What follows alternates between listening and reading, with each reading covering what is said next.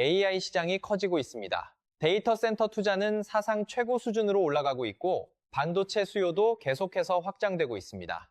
여기까지만 보면 대부분 이렇게 생각합니다. 그냥 반도체는 다 사면 되는 시장 아닌가? AI가 성장하면 결국 다 같이 올라가는 거 아닌가? 그런데요, 이 생각이 지금 시장에서는 가장 위험한 착각 중 하나입니다. AI 시대라고 해서 모든 반도체 기업이 같이 올라가는 구조가 아닙니다. 오히려 지금은 같은 산업 안에서도 결과가 극단적으로 갈리고 있습니다. 어떤 기업은 이미 실적으로 증명하면서 올라가고 있고, 어떤 기업은 기대감만으로 주가가 먼저 움직이고 있으며, 또 어떤 기업은 실적이 좋아도 주가는 거의 반응하지 않는 상황입니다. 같은 AI 반도체라는 이름 아래 묶여 있지만 실제로는 전혀 다른 게임을 하고 있는 겁니다. 문제는 여기서 시작됩니다. 많은 투자자들이 여전히 반도체를 하나의 흐름으로 이해하고 있다는 점입니다. GPU가 올라가면 그 다음은 CPU, 그 다음은 메모리, 이런 식으로 순서대로 주도주가 바뀐다고 생각합니다. 하지만 지금 시장은 그렇게 단순하게 움직이지 않습니다. 그래서 오늘은 조금 불편한 이야기부터 드리겠습니다. 지금 반도체 시장에서 돈을 벌고 있는 기업과 단순히 기대만으로 올라간 기업은 완전히 다릅니다. 그리고 그 차이를 구분하지 못하면 AI 시장이 아무리 커져도 투자 수익은 전혀 다른 결과로 돌아올 수 있습니다. 한 문장으로 정리하면 이겁니다. AI는 모두의 기회가 아닙니다. 그리고 지금 이 시장을 제대로 이해하고 있는 투자자는 생각보다 많지 않습니다. 지금 시장 분위기를 보면 그 이유를 이해하는 것도 어렵지 않습니다. AI는 단순한 트렌드가 아니라 하나의 인프라로 자리 잡고 있고 빅테크 기업들은 앞다투어 데이터 센터 투자를 확대하고 있습니다. 수십조 원 단위의 캐펙스가 계속 투입되고 있고 그 중심에는 항상 반도체가 있습니다. 이런 상황을 보다 보면 자연스럽게 이런 결론에 도달하게 됩니다. 결국 반도체 수요는 계속 늘어나는 거니까 그냥 관련 기업을 사면 되는 거 아닌가? 실제로 최근 시장을 보면 이 흐름이 그대로 반영되어 있습니다. AI라는 키워드만 붙어도 주가가 빠르게 반응하고 반도체라는 카테고리 안에만 들어가 있어도 일단 관심을 받는 구조가 만들어졌습니다. 문제는 여기서 대부분의 투자 판단이 멈춘다는 점입니다.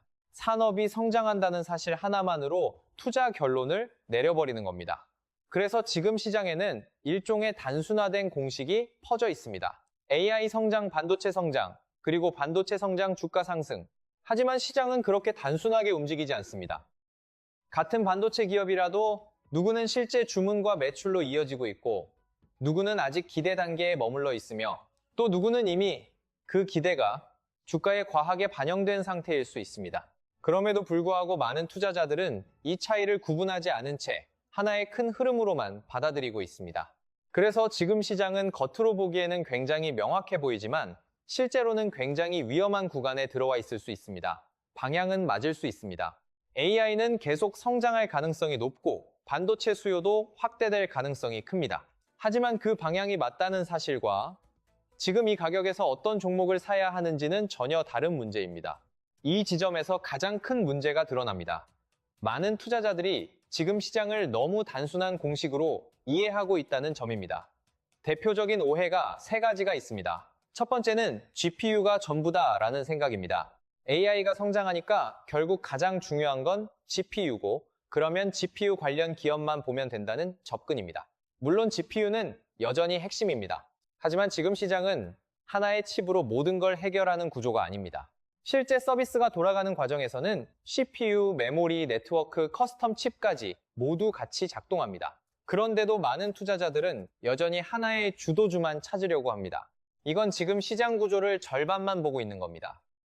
두 번째는 산업이 성장하면 주가는 오른다는 믿음입니다.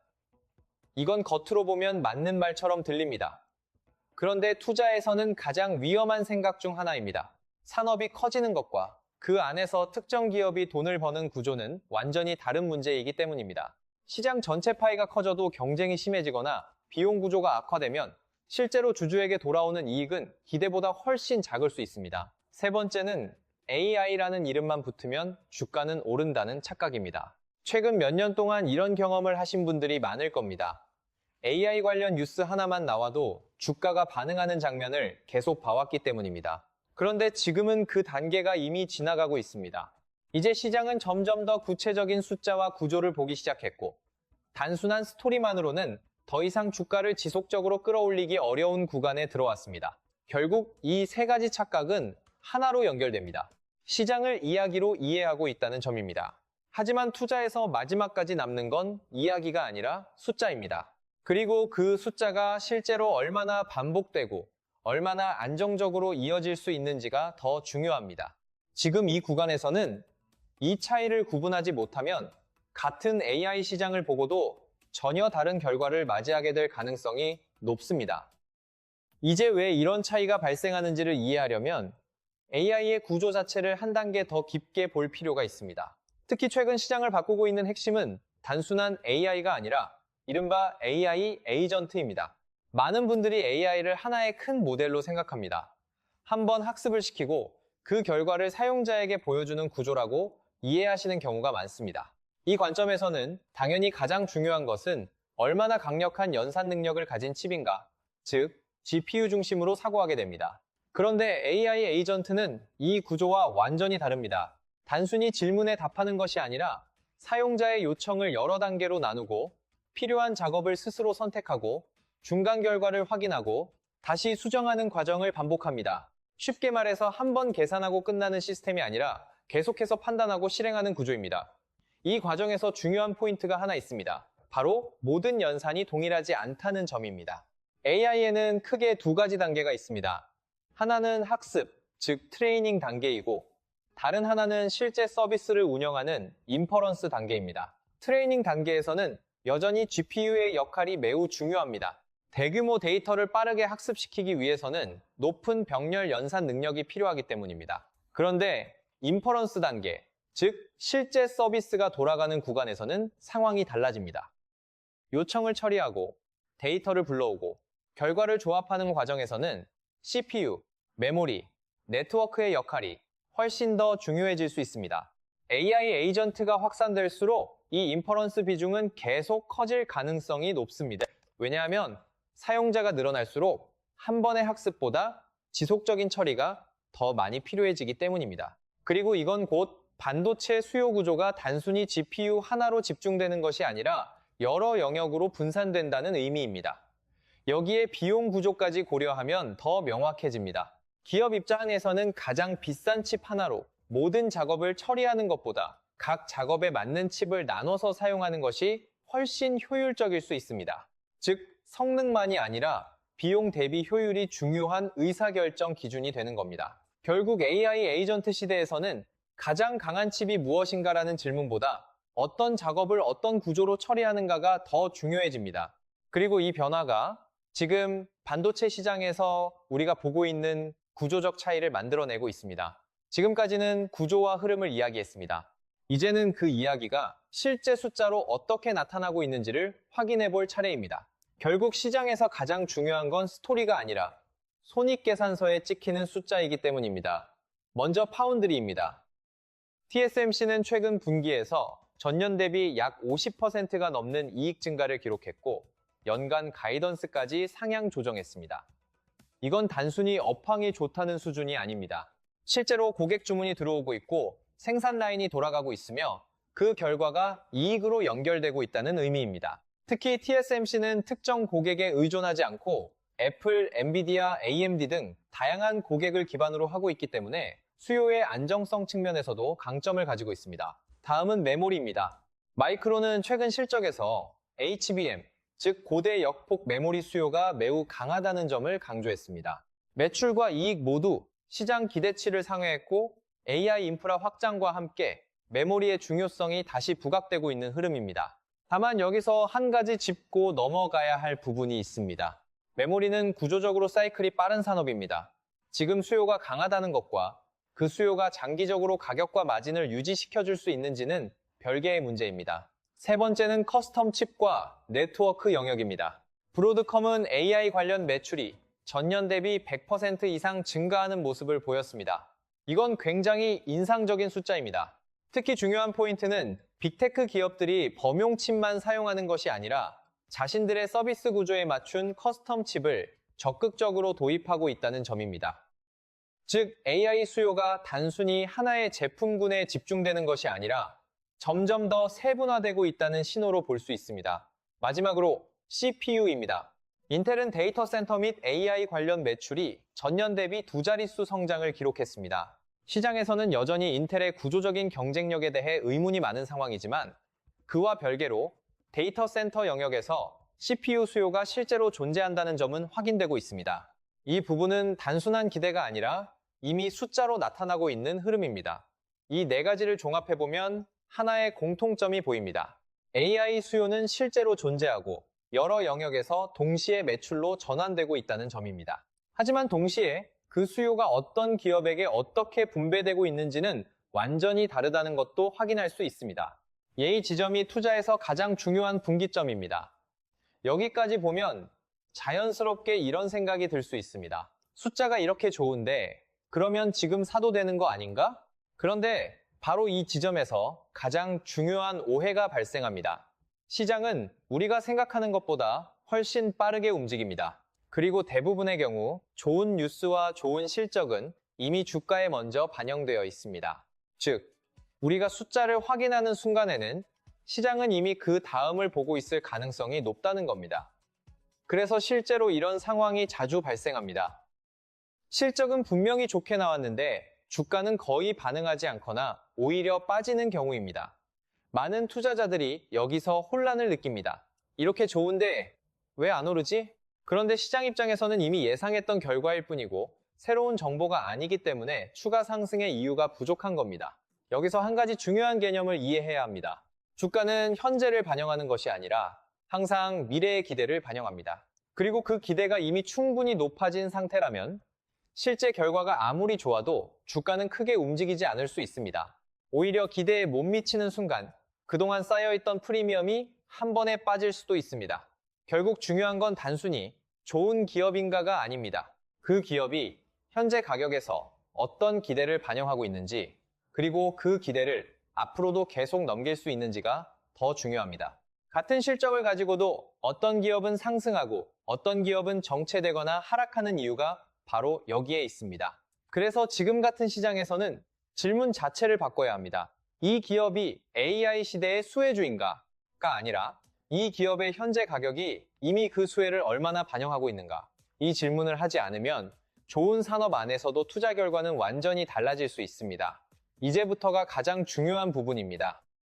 지금까지 구조를 이해하고 숫자도 확인했고 시장의 속도까지 봤다면 결국 남는 질문은 하나입니다. 그래서 지금 이 시장에서 어떤 기준으로 기업을 골라야 하는가?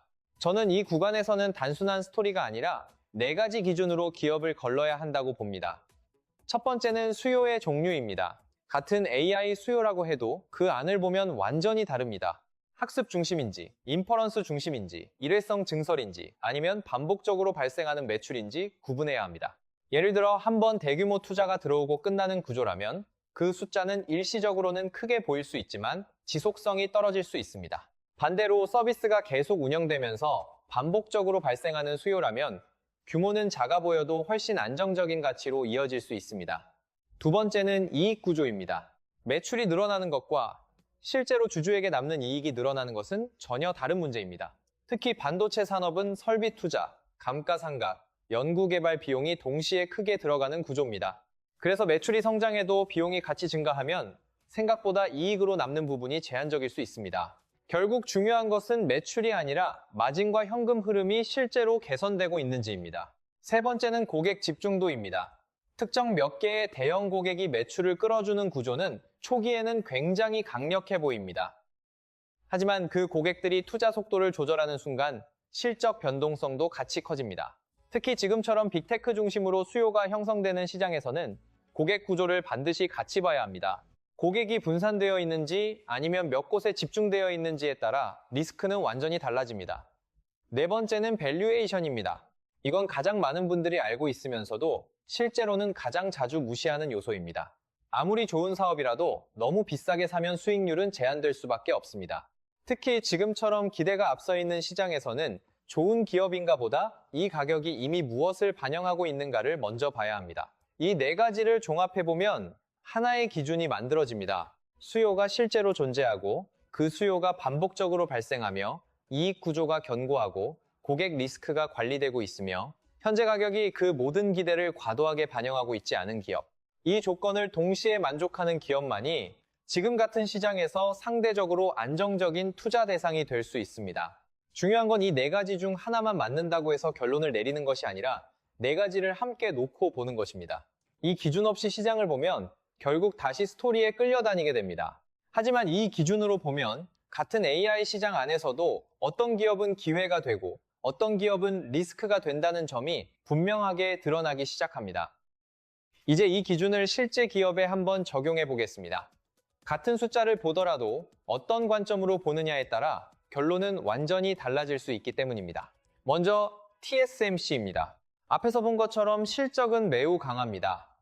이익 증가 속도도 빠르고 고객도 애플, 엔비디아, AMD 등으로 잘 분산되어 있습니다. 수요의 질, 이익 구조, 고객 구조까지 놓고 보면 네 가지 기준 중 대부분을 충족하는 기업입니다. 다만 문제는 밸류에이션입니다.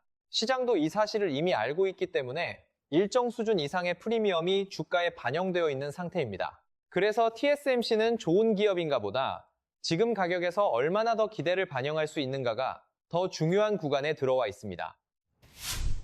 다음은 마이크론입니다. HBM 수요 증가와 함께 실적 자체는 매우 강하게 나오고 있습니다. 하지만 이 기업을 볼 때는 반드시 사이클을 같이 봐야 합니다.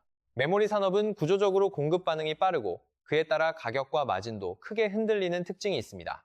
지금 숫자가 좋다는 것과 이 흐름이 몇 분기 이상 지속될 수 있는지는 별개의 문제입니다. 그래서 마이크론은 단기적으로는 매력적일 수 있지만 지속성을 확인하는 과정이 반드시 필요합니다. 세 번째는 브로드컴입니다. AI 관련 매출이 빠르게 증가하고 있고 커스텀 칩 영역에서도 강한 성장을 보여주고 있습니다. 수요 자체는 분명히 존재하고 실제 매출로도 연결되고 있습니다. 하지만 여기서 가장 중요한 변수는 고객 구조입니다. 구글, 메타와 같은 일부 초대형 고객에 대한 의존도가 높기 때문에 이 고객들의 투자 속도에 따라 실적 변동성이 커질 수 있습니다. 그래서 브로드컴은 숫자가 좋을수록 오히려 더 구조를 꼼꼼하게 봐야 하는 기업입니다. 마지막으로 인텔입니다. 데이터 센터와 AI 관련 매출이 증가하고 있는 것은 분명 긍정적인 신호입니다. 하지만 이게 구조적인 회복인지 아니면 일시적인 반등인지는 아직 확신하기 어렵습니다. 특히 마진 구조까지 함께 개선되고 있는지에 대한 확인이 더 필요합니다. 그래서 인텔은 지금 당장 결론을 내리기보다는 몇 분기 정도 더 데이터를 지켜보면서 판단하는 것이 합리적인 접근이라고 볼 수 있습니다. 이렇게 보면 같은 AI 반도체라는 범주 안에서도 각 기업의 위치와 리스크는 완전히 다르게 나타납니다. 그리고 이 차이를 구분할 수 있을 때 비로소 이 시장에서 실질적인 투자 판단이 가능해집니다.